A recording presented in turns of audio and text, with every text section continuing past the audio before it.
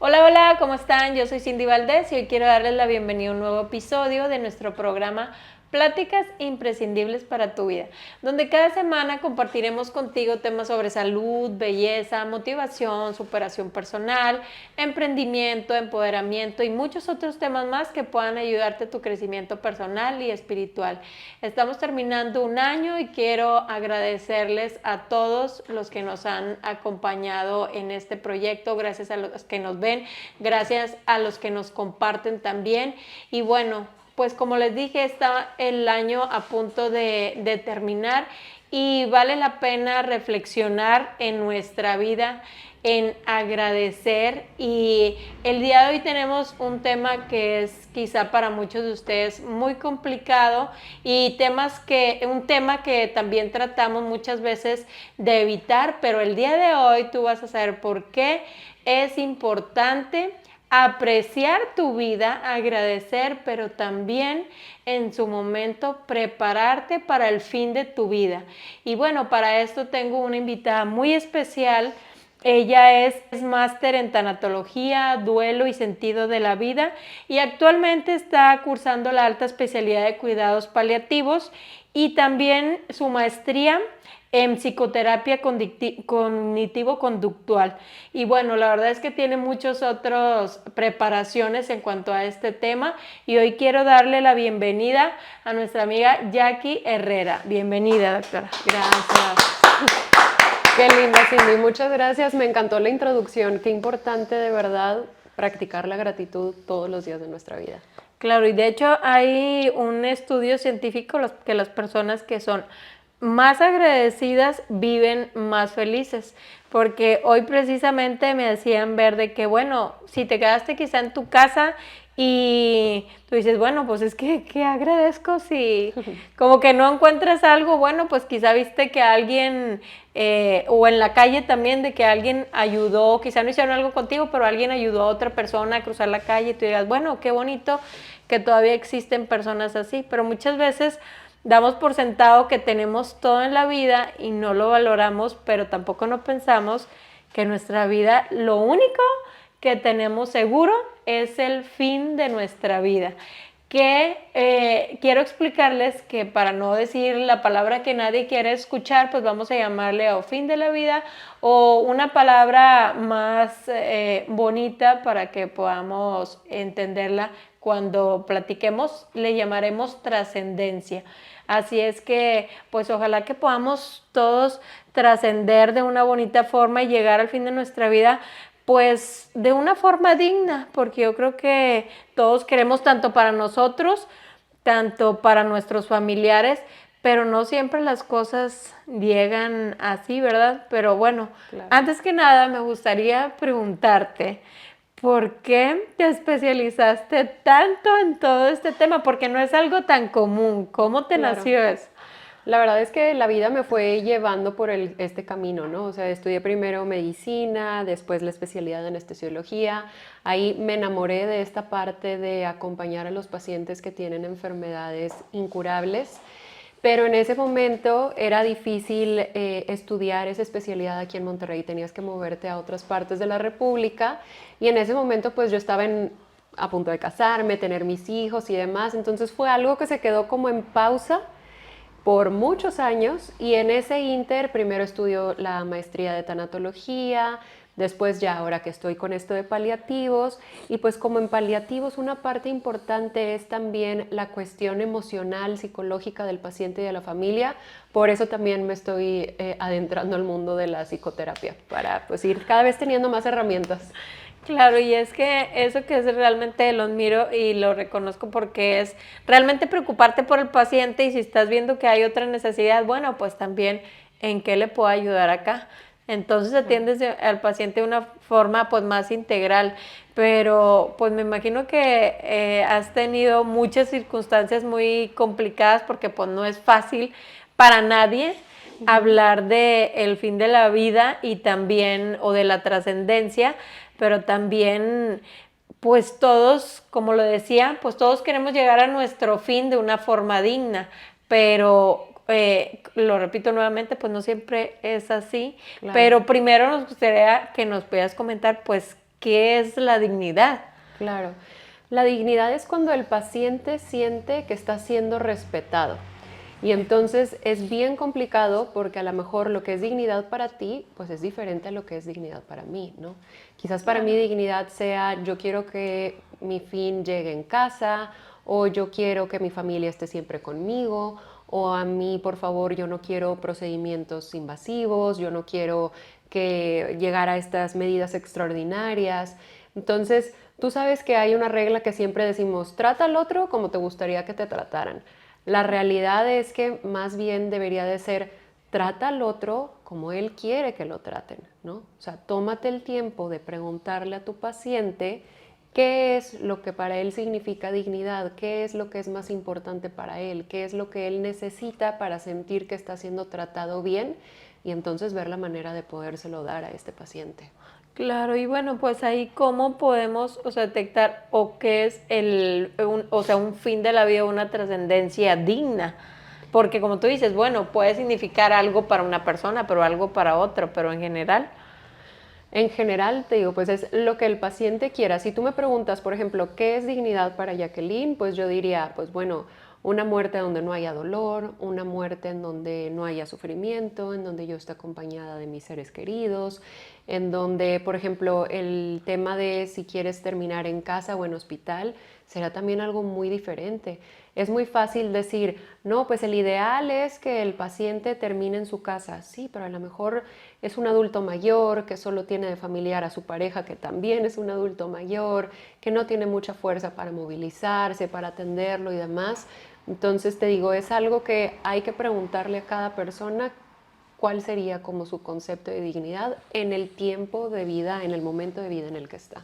Claro, ¿y cómo podemos ahí garantizarle que él va a tener su dignidad? Primero que nada, pues me imagino, o sea, escuchando y teniendo esa conversación, si no, ¿cuándo, verdad? Claro, claro, y tratando de preparar pues justamente lo que este paciente necesita, ¿no? Claro. Legalmente sí hay algunas como medidas que pudiera haber, como puede ser las voluntades anticipadas, o como pudiera ser ir con un notario y expresarle tu voluntad acerca de qué es lo que tú quieres, pero por ejemplo aquí donde nosotros estamos, en Nuevo León, eso es algo que no está legislado. Hay muchos otros estados de la República donde sí, tú vas a un hospital y hay un documento donde tú llenas, tú escribes qué si quieres, qué no quieres, pero pues bueno, tristemente es una realidad que en Nuevo León hasta el momento no existe. Sí, qué importante, porque bueno, yo lo viví en este caso porque cuando tú tienes o un parto o una cesárea, o cuando vas a tener un nacimiento, tienes la opción de llevar lo que se le llama pues un plan de nacimiento o un plan de parto, y el médico debería de respetar dentro, siempre y cuando no ponga en riesgo la vida del bebé, pues tu voluntad. Entonces Claro. me imagino que es algo similar, pero ¿qué es lo que va incluido dentro de la voluntad anticipada? Por ejemplo, si tú quieres que te intuben o no, si quieres ser donador de órganos o no. Básicamente esas serían como las dos más importantes. Tú puedes especificar en realidad todo lo que tú quieras, pero casi siempre las dos dudas o las dos como áreas que siempre están en debate es hasta dónde vamos a llegar. O sea, cuando el paciente se empieza a agravar, se empieza a complicar y el médico tiene que tener esa conversación con la familia de decir, bueno, si su corazón se llega a detener, ¿qué es lo que vamos a hacer? Entonces es por eso que eso es como lo que principalmente se plasma en este tipo de documentos. Claro, y ahí, ¿cuáles serían los requisitos? Te digo, en Nuevo León todavía no existe. Okay. Lo que sí existe es un documento de no maniobras, donde tú dices, nosotros entendemos que lo mejor es dejar que la enfermedad se mueva o transcurra, avance de manera natural. Entonces tú dices, bueno, si su corazón se llega a detener, no vamos a dar RCP, no vamos a intubar. Eso sí es algo que puedas como definir. Claro, porque al final de todo, pues alguien más, si nosotros no lo hacemos, pues alguien más va a decidir sobre nosotros. Y ahí en lo que dices de que, por ejemplo, en dado caso, no sé, si a mí se me llegara a detener el corazón, pues como que cuánto tiempo es el que tú dices, bueno, pues realmente ya no es recomendable por la situación en la que el paciente o la persona va a quedar, porque muchas veces lo que queremos es revivir a la persona con esas medidas, pero va a tener una calidad de vida que realmente en lugar de agradecértelo, pues te lo va a reclamar. Que no es digno, ¿no? Entonces regresamos a lo mismo, o sea, ¿por qué es tan importante pelear por la dignidad del paciente? Y que una vez más no podemos generalizar, hay que individualizar cada caso. O sea, no será lo mismo que Cindy caiga en paro, que está joven, que no tiene más enfermedades, que es madre de 2 hijos, o sea, que tiene como, podemos pensar que quizás con el RCP, pues le va a ir bien. No será lo mismo a un pacientito que ya trae otras 2, 3 enfermedades además de esto, que ya estuvo cierto tiempo sin oxigenación, que en este momento tiene una infección activa. O sea, entonces no podríamos decir esta regla aplica para todos, sino que es por eso que es tan importante que cada caso se revise en lo individual. Y si de plano es un caso muy, muy complicado, los hospitales tienen comités de ética, donde expertos en ética revisan el caso y deciden qué es lo mejor para este paciente. Claro, porque yo creo que si nosotros como familia decidimos, pues obviamente la mayoría de las veces pues queremos conservar la vida de nuestro familiar, pero no siempre, volvemos a comentarlo, no siempre es lo que él quizá hubiese querido, pero ¿cómo volvemos otra vez a lo mismo? ¿Cómo lo podemos evitar? Bueno, pues realmente, ¿qué es lo que tú nos invitas? Pues a prepararnos anticipadamente para quizá, pues nadie quiere hablar de eso, como tú dices, entonces como que, ¿cómo podemos motivar a la gente a decir, oye, mira, todo esto puede pasar, es mejor que lo hagas? Claro. Al final, la muerte, los accidentes, la enfermedad no avisan, ¿verdad? O sea, de un día para otro algo cambia. Todos en la mañana cuando salimos de casa no estamos pensando que algo nos va a pasar, ¿no? Y de repente pues lo hemos visto quizás con alguna persona cercana a nosotros, que alguien tiene un accidente de auto y eso cambia pues definitivamente, muchas veces permanentemente la vida de esa persona y de esa familia. Entonces, ¿por qué esperarnos hasta ese momento en el que ya tenemos la situación encima y en el que estamos todos pues sin cabeza para pensar bien, objetivamente?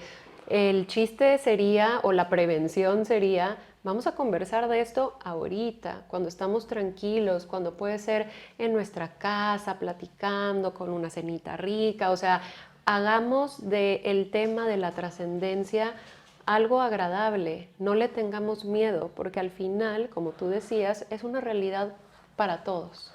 Claro, y yo creo que también ahorita, bueno, no sé si tú lo has visto, ahorita que dices del temor que le tenemos a hablar de eso, bueno, pues así como hay gente que no ha pensado en quizá no sé, en palpar o en preocuparse por su trascendencia o por el fin de la vida, hay otra gente, no sé si lo hayas visto, que tiene ansiedad en el tema o nada más está pensando en que pues ya me voy a morir, ya me voy a morir y tengo todo, ¿está también la otra parte? Sí, claro. Hay personas que viven con un miedo constante o que ante cualquier síntoma quieren ir automáticamente al médico porque tú sabes que a partir de la pandemia pues muchas personas se brotó más los temas de salud mental, ¿no? O sea, la depresión, la ansiedad, los ataques de pánico. Entonces, pues muchas veces la ansiedad puede confundirse, por ejemplo, con un infarto, ¿no?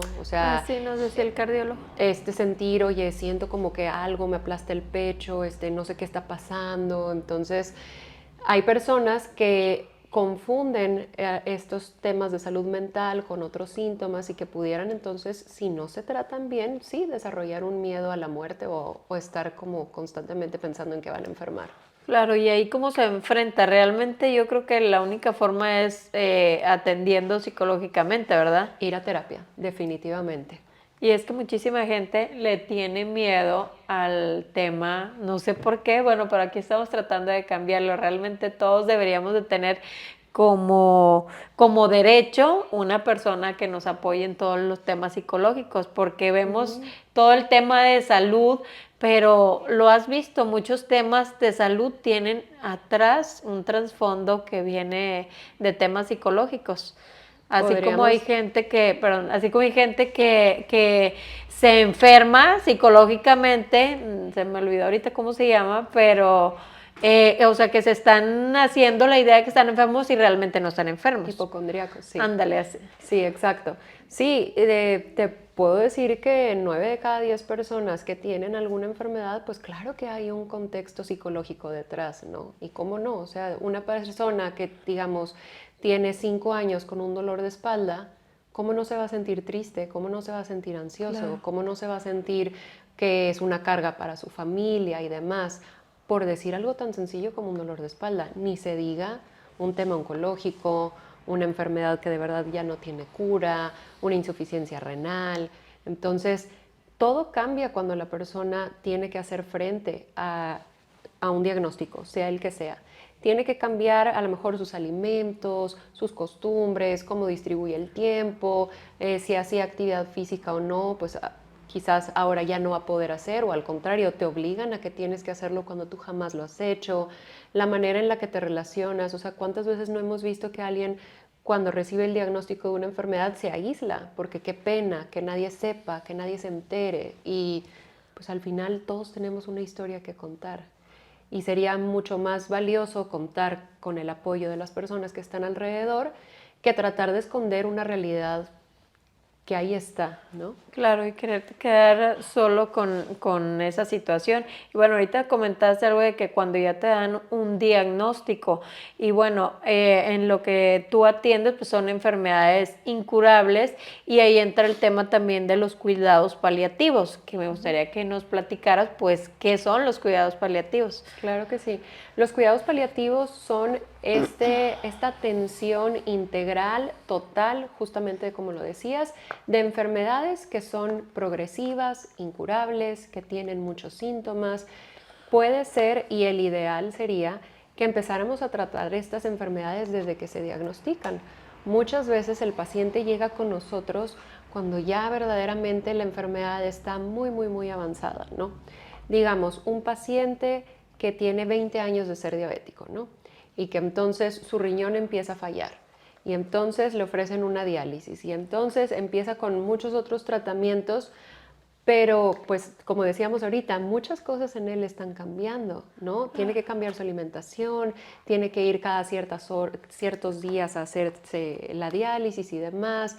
El estado de ánimo también cambia. Entonces, por eso es que es importante integrar el cuidado paliativo mientras más pronto, mejor. Si nosotros sabemos, sea cual sea, que es una enfermedad que no va a tener cura, integrar automáticamente el cuidado paliativo. Claro que son los pacientes que son los que la necesitan recibir.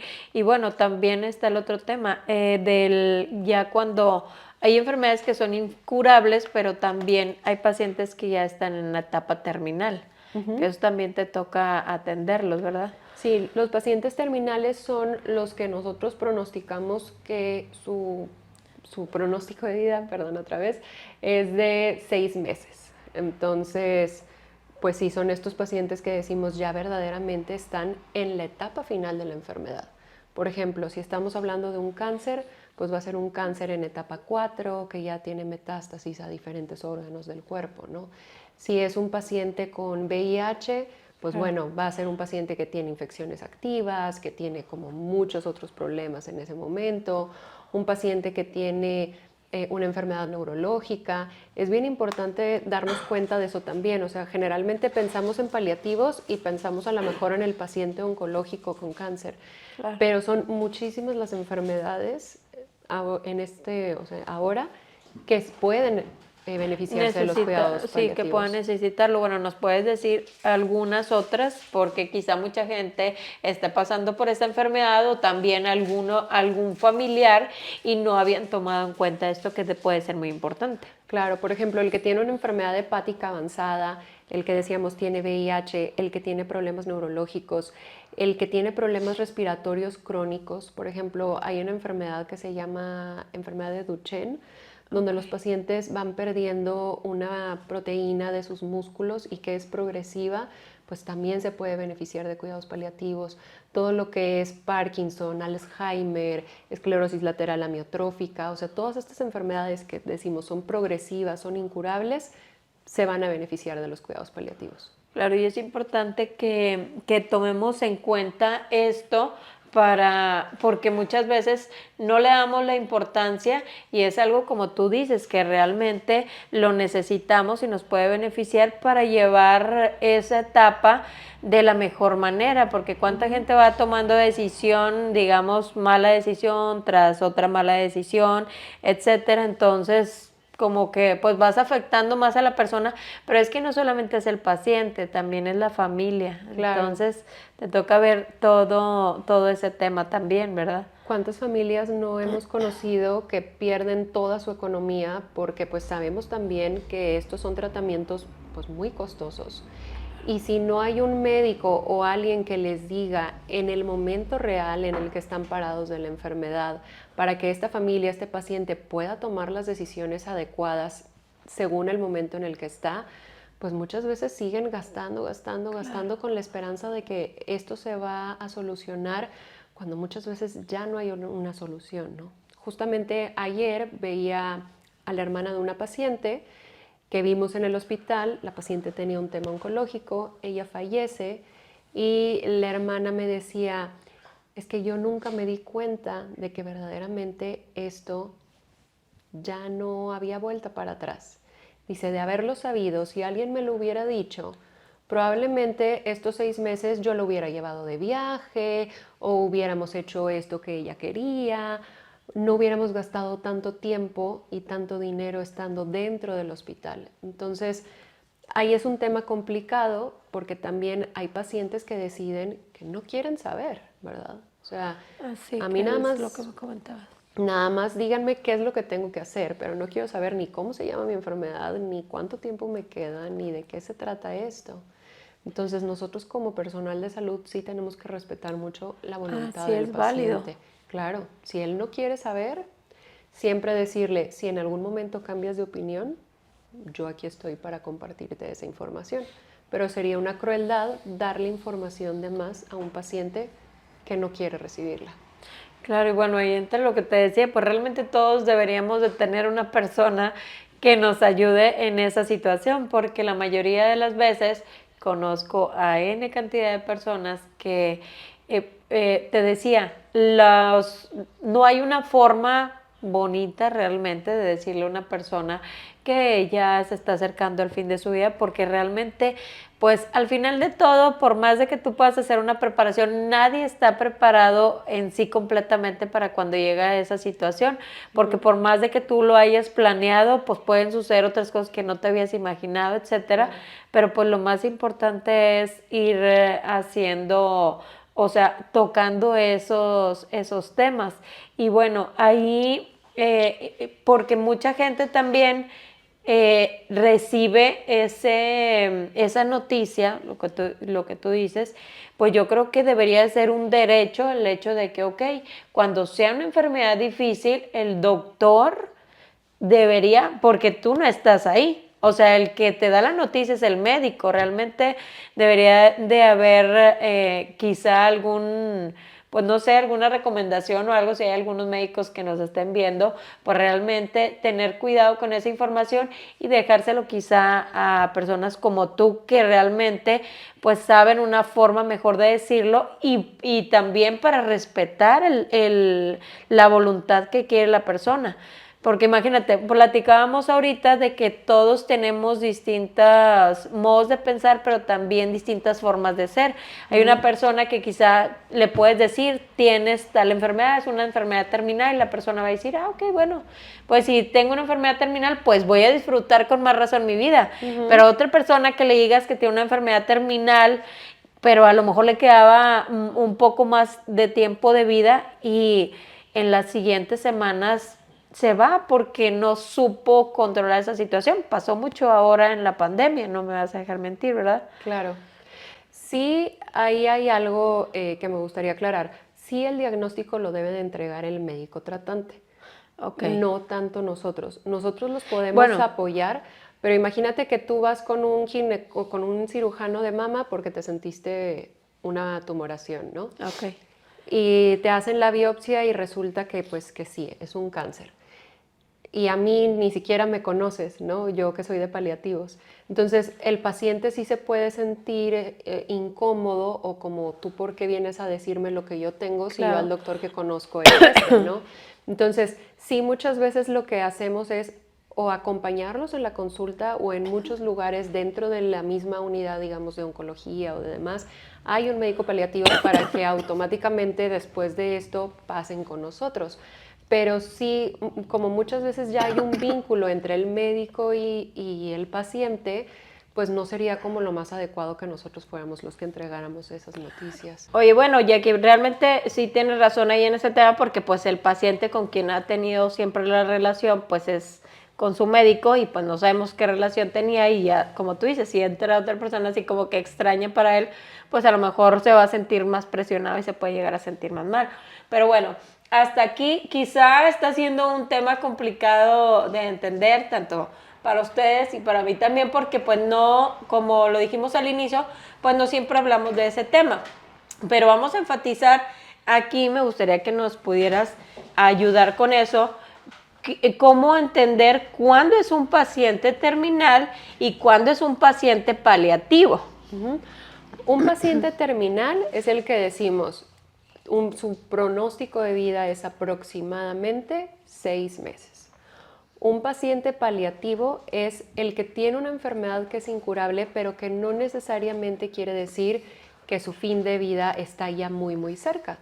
Vemos pacientes con insuficiencia cardíaca que viven 20 años, pacientes con insuficiencia renal que viven más o menos igual. Entonces, por eso la insistencia de mandarlo con el médico de paliativos lo más pronto posible, justamente para que esos años sean con la mayor calidad de vida, con la mayor dignidad, con el menor dolor, las menores molestias posibles.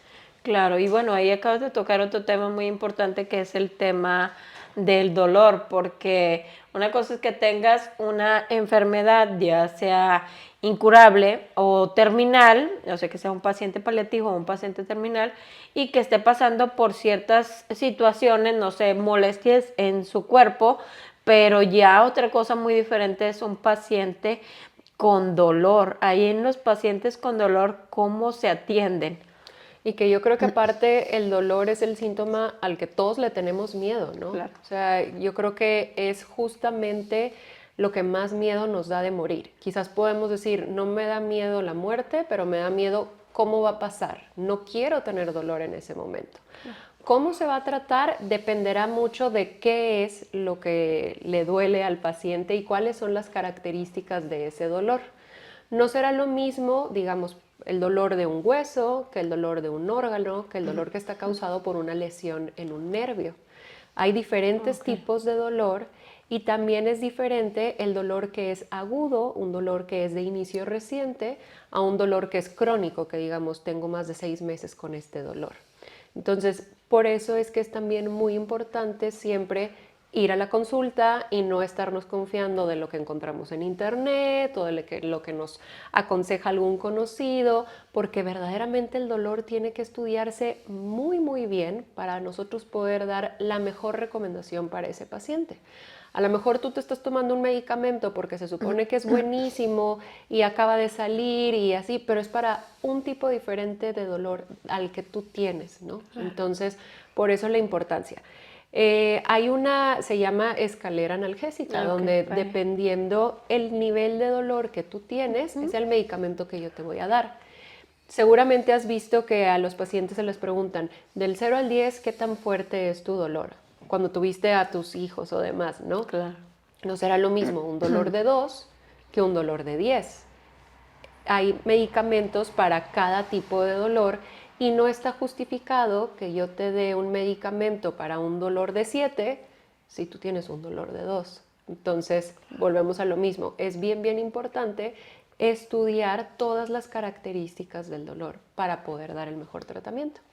Claro, porque al final de todo, pues me imagino que es complicado porque mucha gente quizá ya, o sea, quizá, ¿cómo detectas eso? Porque es realmente algo que te diga el paciente, imagínate que te diga, no, pues yo quiero que me pongas tal medicamento, si te ha tocado estas cosas, o sea, que me pongas uno bien fuerte, pero ahí, ¿cuáles son las, o sea, ya dijiste la escala, como en cuántos escalones tiene, vaya, o cuántos niveles tiene para poder entender qué tipo de dolor tiene el paciente? Pues son 4 niveles, ¿no? El leve, moderado, severo y el cuarto escalón son técnicas de intervención. Quizás has escuchado por ahí que dicen, me van a hacer un bloqueo o me van a hacer una infiltración, que es por medio de agujas que se colocan en diferentes sitios estratégicos, se aplican medicamentos que van directamente, por ejemplo, a la vía nerviosa y entonces desinflaman, entonces anestesian directamente. Pero ese es el último nivel. No estaría justificado que para un dolor leve o para un dolor de inicio reciente dar algo que es como el último escalón. Siempre la regla es irnos de menos a más. Y ahorita que me preguntabas, como hay pacientes que te piden algo en especial, creo que es más al revés. O sea, hay pacientes que nosotros le damos la recomendación de lo que consideramos que es mejor para él y el paciente dice, no, porque me voy a hacer adicto, porque voy a vomitar, porque voy a estar dormido todo el día, me voy a hacer dependiente y mil ideas más que pues no están en realidad fundamentadas en algo, digamos, científico, ¿no? Claro, y ahí, o sea, realmente hay pacientes que te piden, yo no quiero nada para el dolor. ¿Sí has tenido? No, pero sí me puedo imaginar que es algo que pudiera suceder. Pero bueno, ahí yo creo que la clave es la comunicación, ¿verdad? O sea, ayudar a este paciente a entender que los medicamentos son necesarios, que son como una muleta, que no va a ser algo que va a necesitar para toda la vida, pero que en este momento en particular, por la situación en la que está, lo mejor que puede hacer es tomárselo, ¿no? Muchas veces los pacientes dicen, es que yo me voy a tratar de aguantar hasta que ya verdaderamente sea un dolor que no soporte para tomármelo, ¿no? Pues no, no funciona así. Nuestro sistema nervioso no está diseñado para estar sintiendo dolor todo el tiempo. ¿Qué pasa? Que después hay algo que se llama hiperalgesia, que quiere decir que estímulos que no deberían de ser dolorosos se convierten en algo doloroso para el paciente. Hay pacientes que nos dicen, es que no soporto ni que me toquen, no soporto el roce de la ropa.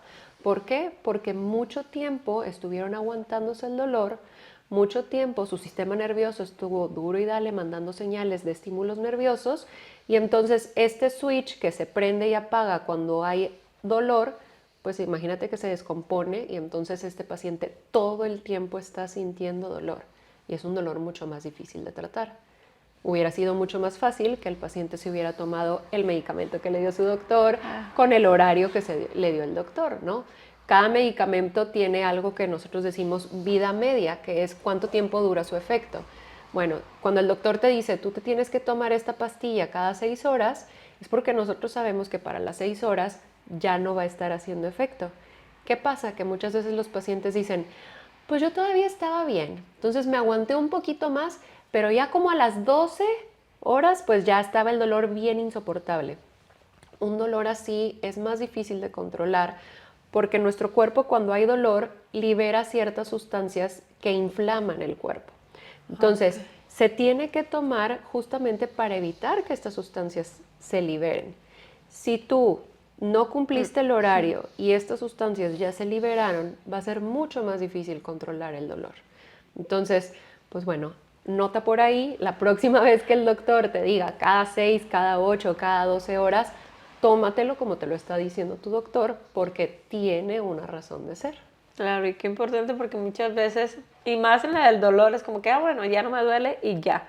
Es como los otros medicamentos de que tienes, si te lo dieron por 2 o 3 días, tienes que estártelo tomando por todo ese tiempo igual. Claro, porque el cuerpo tiene como su proceso de sanación, ¿no? Una parte bien importante del mecanismo del dolor es la inflamación. Y nosotros sabemos cuánto tiempo se tarda el cuerpo en desinflamarse. Entonces sí, a lo mejor tú dices, pues yo ya me siento mejor, pero el ideal sería pues cubrir todo el proceso inflamatorio hasta que verdaderamente tu cuerpo ya regrese como a las condiciones óptimas. Claro, y bueno, ahí hay que tener cuidado con el tema de la inflamación, porque en el tema de la inflamación, pues siempre también incluso se pueden generar otras enfermedades o otras situaciones que nos puedan estar afectando, en lugar de ayudarnos, pues nos puedan estar afectando también en otras áreas, en otra área de nuestra salud. Y bueno, me gustaría pasar al punto de que muchas veces hay personas que, bueno, ahorita estoy diciendo, bueno, hay una persona que pues hay que atenderles todas las situaciones que van presentando y hay distintos casos y distintos escenarios, pero yo creo hay muchísima gente y me ha tocado que los familiares deciden no decirle nada de la enfermedad pues sí, a su familiar. Al paciente. Es algo súper frecuente y es un verdadero problema, ¿no? Esto tiene un nombre, se llama conspiración del silencio, porque justamente es eso, ¿no? Vamos a ponernos todos de acuerdo para que aquí papá, mamá o quien sea no se entere de lo que está pasando. Pero es algo totalmente irreal, porque ¿cómo el paciente no se va a dar cuenta de lo que está pasando si él es el que está sintiendo los síntomas? Entonces, ahí nosotros tenemos que dialogar con la familia para descubrir pues, cuáles son sus miedos, qué es lo que les preocupa, asegurarles que nosotros vamos a estar con ellos en todo el proceso y ayudarles a poder comunicarle eso al paciente. Es bien importante hacerlo porque muchas veces el paciente pierde la confianza en el médico, pues porque siente que no está mejorando. Entonces, ¿para qué me siguen llevando ahí si esto no sirve para nada, ¿no? Entonces, siempre al final es nuestro mayor interés, por supuesto que la familia nos importa, pero nuestro mayor interés es el paciente. Y si nosotros vamos justamente a luchar por esa dignidad de nuestro paciente, pues nuestro paciente tiene derecho a saber lo que le está pasando y tiene derecho a tener toda la información que necesita para tomar las mejores decisiones respecto a su salud. Claro, y bueno, ahí entra el tema de que por eso, aunque sea un tema complicado, pues es importante que nosotros tomemos acción de todo eso. Yo tomo un punto muy importante para todas las situaciones que debemos, vamos a decirle así, de dejar claras de nuestro fin de la vida es, si eso llega a suceder, bueno, ¿qué quieres tú? Porque quizás si tú ya lo dejaste ahí y no quieres que te digan, pues nada más que te digan el tratamiento, porque sí estoy bien o no. O sea, porque si yo elegí que no me digan, bueno, pues ahí ya no es conspiración, porque No, claro. yo elegí que no me dijeran.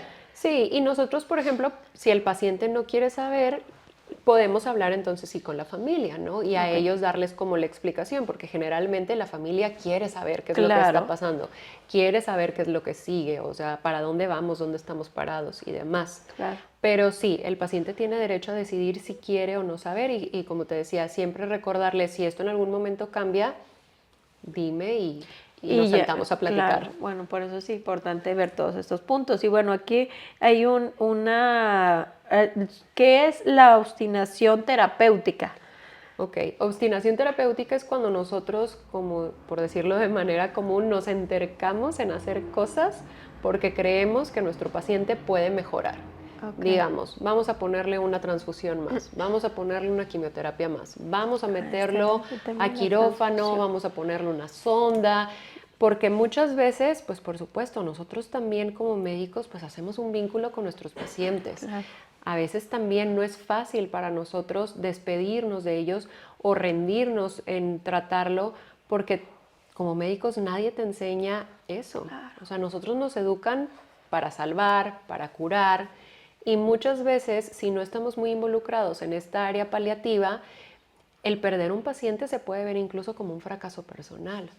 Tú sabes que incluso ahorita también pues las demandas están a todo lo que dan, entonces yo puedo tener miedo a un proceso legal y decir, no, pues que por mí no quede, o sea, vamos a hacer todo lo humanamente posible, claro. Pero pues bien importante recordar que no todo lo humanamente posible es siempre lo correcto o lo ético. Entonces, siempre poner primero la ética más que el interés económico o el prestigio o cualquier otra cualidad que pudiéramos estar buscando. Claro, porque al final de todo pues es la vida de la persona y no solamente la estás afectando a ella o afectando o ayudando, sino también pues tiene que ver con toda la familia. Y bueno, ahí, no sé si vas a contar. Te iba a decir algo, y no nada más el médico es el que se obstina, ¿verdad? A veces es la familia. O sea, a veces como familia yo no estoy listo para dejar ir a mi ser querido y yo le insisto al doctor, aunque el doctor diga, ya es momento de parar, pues yo como familia exijo que se sigan haciendo intentos porque esto cambie. Claro, y bueno, ahí cuando estás diciendo de dejar ir a nuestro ser querido, pues me imagino que también ya hay algunas veces cuando el médico ya ve que está sufriendo mucho la persona y es donde ya se tiene que tomar la decisión de, pues bueno, quizá pues que ayudarle, no sé si se puede decir así, ayudarle a evitar más sufrimiento y ayudarle a darle, como tú dices, un fin de vida pues más digno. Entonces ahí, ¿cuáles son las formas en las que se puede dejar ahí ir a un paciente de una forma digna? Claro, sí, cuando llega a este punto hay algo que nosotros llamamos adecuación del esfuerzo terapéutico, que quiere decir justamente eso. Vamos a adecuar, a ajustar el tratamiento para que el paciente esté cómodo, no tenga dolor, o sea, digamos, vamos a cambiar el enfoque. Si tu enfoque como médico siempre había sido curar, ahora tu enfoque va a ser cuidar. Entonces, vamos a cuidar a ese paciente, vamos a defender esa dignidad y esa muerte digna. ¿Cómo? Pues decíamos, haciendo como ciertas, digo, sería algo muy técnico, pero hacer ciertas ajustes en el tratamiento del paciente, pero buscando principalmente la comodidad. Claro, y bueno, ahí hay algo que hay algunas palabras que quizá muchos de nosotros hemos escuchado y tienen que ver con el tema de la sedación paliativa, que es el tema de la eutanasia. No sé si nos puedas platicar un poquito cuáles son las diferentes y el significado de cada una. Sí, cuando llega este momento final en el que decimos ya lo mejor que podemos hacer por el paciente es que esté cómodo, se inicia un proceso de sedación paliativa. Lo primero que hay que hacer es, bueno, hacemos esta reunión con la familia, les explicamos justamente en el momento en el que estamos y qué es lo que vamos a empezar a buscar con el paciente. Se prepara una sedación que es una mezcla de medicamentos que busca que el paciente esté tranquilo, que no tenga dificultad respiratoria, náusea, vómito, cualquier síntoma que pueda tener en ese momento. Y esa sedación paliativa pues se va a quedar con el paciente hasta que llegue verdaderamente el último momento, o sea, el momento ya de partir, ¿no? La diferencia entre sedación paliativa y eutanasia es que mi objetivo, lo que yo estoy buscando con la sedación paliativa es que tú estés cómodo, que tú no estés sufriendo.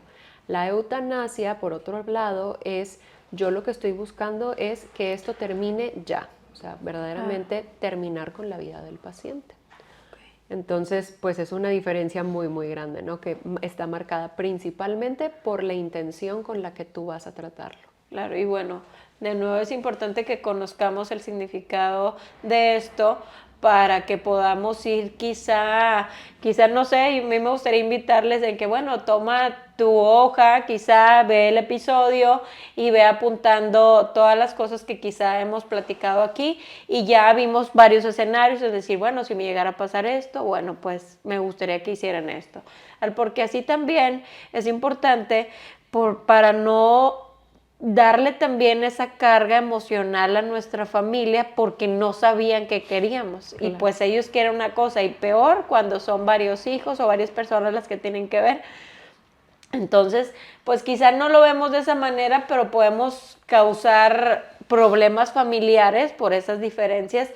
Si podemos cambiarlo, si nos anticipamos a eso y lo planeamos relativamente de una mejor forma. Y me gustaría preguntarte, dentro de los cuidados paliativos, ¿se pueden utilizar ingredientes naturales o cosas naturales, algunas terapias naturales? Claro, nosotros nos apoyamos siempre en la medicina complementaria, o sea, todo lo que le pueda ayudar al paciente. Desde masaje, meditación, yoga, reiki, por supuesto productos naturales. O sea, nosotros sabemos que mientras más natural son los alimentos, pues es más saludable, ¿no?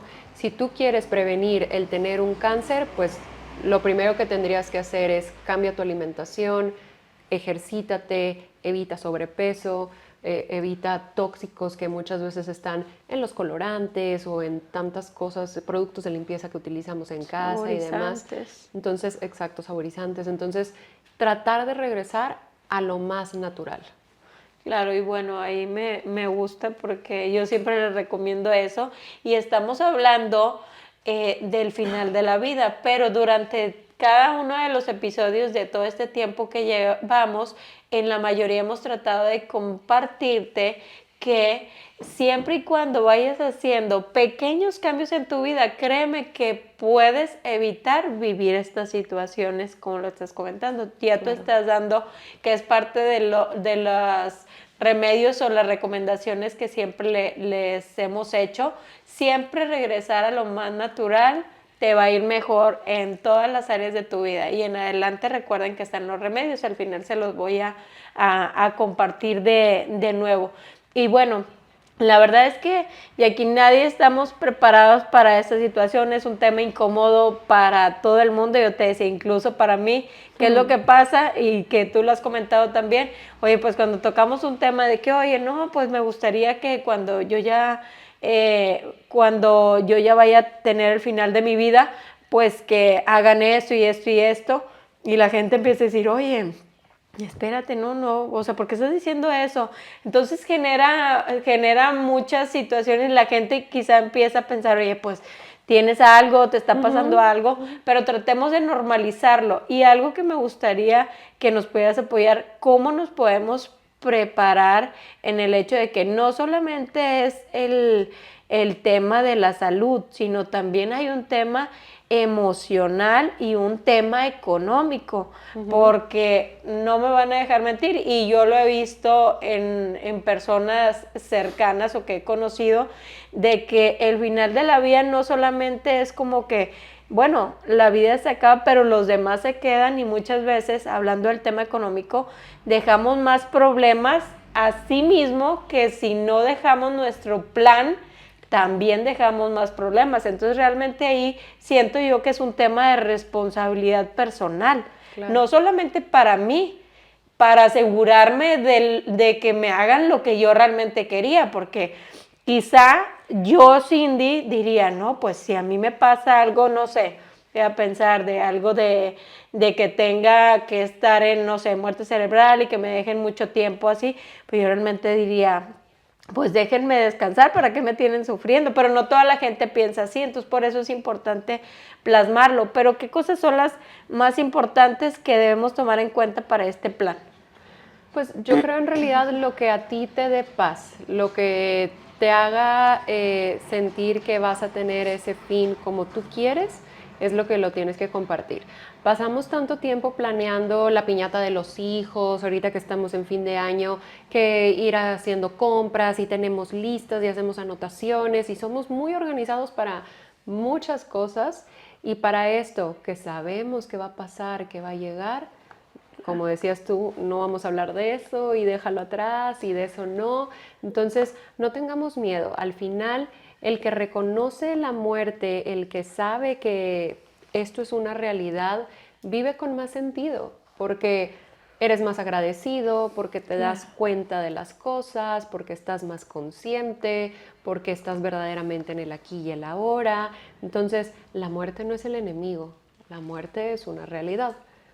Está en nosotros, así como pasamos tanto tiempo en redes sociales o leyendo de otras cosas, vamos a informarnos, vamos a educarnos, vamos a buscar libros acerca de duelo o acerca de espiritualidad, de estos temas, y busquemos ideas que nos den paz, que nos hagan no tener tanto miedo a esto, a lo que sabemos que todos vamos a llegar. Claro, y bueno, ahí entra el siguiente tema, que es que, bueno, cuando ya llega el final de la vida, pues hay un duelo para la familia y ahí es otro tema muy importante porque pues cómo enfrentas esa situación.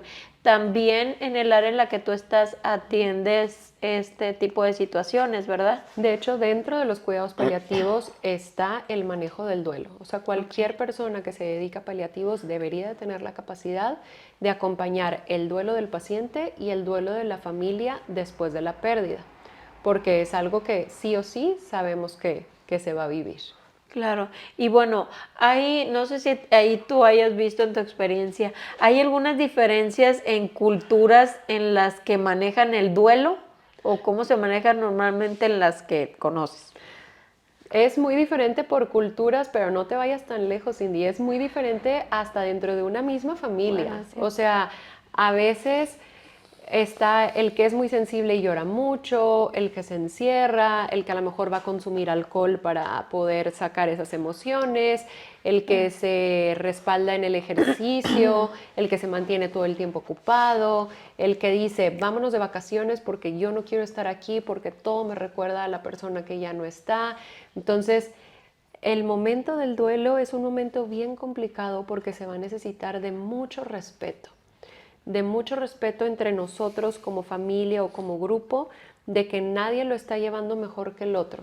A veces empiezan las competencias, ¿no? O sea, es que ¿por qué tú ya estás yendo a fiestas? ¿Por qué tú ya estás saliendo? O al revés, es que ¿por qué tú no le echas más ganas? A mamá no le gustaría verte así o este tipo de cosas. Entonces, si pudiéramos hacer una recomendación así muy genérica es vamos a respetar y vamos a evitar decir estas frases que a veces sentimos que, no, hombre, estamos resolviendo por completo la vida del doliente y estamos diciendo cosas totalmente absurdas. Lo mejor que podemos hacer para acompañar a alguien que está viviendo una situación de dolor emocional es simplemente estar presente y estar ahí para escuchar. Claro, y es, bueno, es muy importante respetar cada persona, como tú dices, cómo enfrenta esta situación. Y bueno, ¿tú crees que, una pregunta, ¿tú crees que la tecnología actualmente ha cambiado la forma en la que las personas experimentan el duelo? No sé, como que se centran más en el celular, no sé, algo. Yo creo que No. al final es una herramienta, ¿no? Por ejemplo, en pandemia fue muy útil para las personas que no podían asistir a despedirse, ¿no? O sea, el poder cuando menos sentir de que me estoy conectando, estoy de alguna manera estando presente en esta despedida. Claro. ¿Cuántas personas que incluso ahorita pues pueden mantenerse conectadas por eso? Incluso hay tecnologías de realidad virtual donde tú puedes volver a ver a tu ser querido utilizando estos lentes y estos programas para si quizás tú no tuviste la oportunidad de despedirte de esa manera, poder hacer un cierre. Entonces, yo creo que al final la tecnología, pues sí, siempre es una herramienta mientras la sepamos utilizar de manera efectiva, ¿no? Personas que incluso expresan su duelo a través de las redes sociales, ¿no? Porque todos los días comparten algún recuerdo o ponen alguna dedicatoria o ponen alguna oración y habrá quien, regresando a esto de que somos buenísimos para opinar en lo que no sabemos, habrá quien diga, qué ridículo, qué exagerado, solo quiere llamar la atención y demás, pero para esa persona eso le da sentido, eso le hace sentirse todavía conectado con su ser querido. Entonces, sí, la tecnología es muy buena y sí, seamos más respetuosos en cómo otras personas manejan su duelo. Claro, y eso me parece muy importante porque no todos somos iguales, como lo dijiste, como no todos queremos que nos digan la enfermedad, otros queremos que nos pongan ciertos medicamentos, otros no, entonces pues yo creo que ahí el respeto y la comunicación se me hace lo más importante en este tema y pues realmente en todo, porque debemos de respetar siempre a las personas y también buscar la forma de comunicarnos y esto que estamos platicando pues es cómo podemos comunicar cómo queremos que sea nuestra trascendencia. Y bueno, me gustaría si nos pudieras compartir alguna historia o experiencia que hayas tenido que pueda motivar a la gente a reflexionar más o también a valorar más, más bien a reflexionar sobre la vida y la muerte. Ok. Una de las primeras pacientes que tuve, bueno, en realidad ahí todavía no era mi paciente porque yo todavía era estudiante. Esto fue hace muchos años.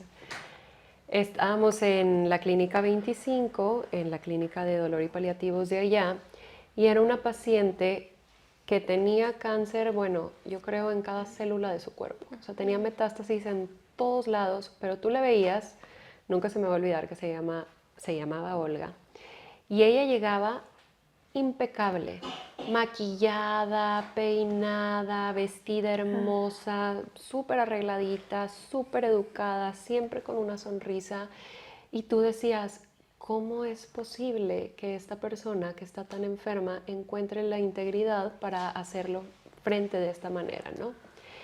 En una ocasión ella iba porque tenía una bombita donde ahí se ponían medicamentos para controlar su dolor y cada ciertos días ella tenía que ir como a rellenar esa bombita, ¿no?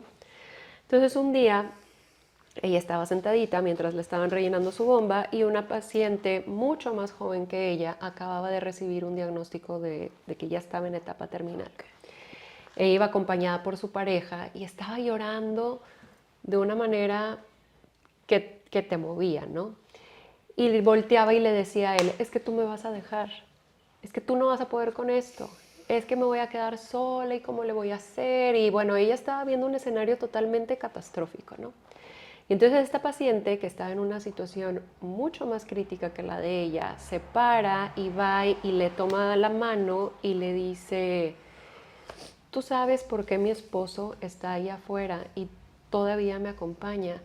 Y decía, porque yo le doy libertad, porque yo he decidido vivir este proceso de la mejor manera posible, tratar de ver lo amable que está en medio de todo esto, trata de enfocarte en eso y todo va a estar bien, ¿no?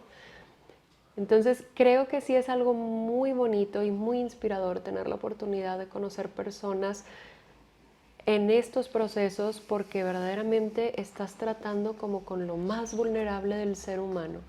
O sea, te quedas tú verdaderamente pensando cómo esta mujer fue tan inteligente de no querer atrapar, de no querer someter, de darle la libertad, que yo creo que es algo que todos deseamos. Entonces, yo creo que es momento de hacer conciencia de cómo estamos viviendo nuestra vida, de cuáles son los valores que son importantes para nosotros, incluso hacer el ejercicio mental de pensar, bueno, si esto a mí me pasaría, ¿cómo haría yo frente a esto? Y no desde una conducta ansiosa, como decíamos hace rato, de pensar, no, entonces sí, esto me va a pasar, sino de buscar dentro de nosotros los recursos que tenemos, porque todos los tenemos, para hacer frente a las dificultades. Tú, yo, el que está viendo el episodio del día de hoy, nos han pasado cosas bien difíciles en la vida, seguramente. Trata de hacer conciencia de cómo le hiciste para salir adelante de ese momento, porque eso es lo que te va a seguir ayudando en las siguientes adversidades de tu vida. Así es que, bueno, pues ojalá podamos tomar conciencia en este tema, no solamente por nosotros, para prepararnos para el fin de nuestra vida, sino también para evitar causar problemas en nuestra familia y todo. Yo creo que es un tema complicado, pero pues ahí entra el hecho de que, pues, ¿cómo podemos apreciar? Debemos apreciar más bien más la vida a través de la comprensión de la muerte, ¿verdad? O sea, el fin de la vida. ¿Cómo podemos hacer eso? O sea, diariamente, ¿qué podemos hacer para, pues, no estar como que comprendiendo eso, cómo deberíamos de vivir nuestra día a día? Vivir en el momento presente, ¿no? O sea, muchas veces estamos muy distraídos, yo puedo estar aquí hablando ahorita contigo y estar pensando en lo que voy a hacer cuando salga de aquí, ¿no? Entonces, ¿cuántas veces, obsérvate a ti mismo, cuántas veces en el día tú estás donde verdaderamente estás? Y bueno, cuando tú todas las noches, cuando te duermes, no importa si eres creyente o no, espiritual o no, simplemente haz el ejercicio de pensar, ¿hoy valió la pena?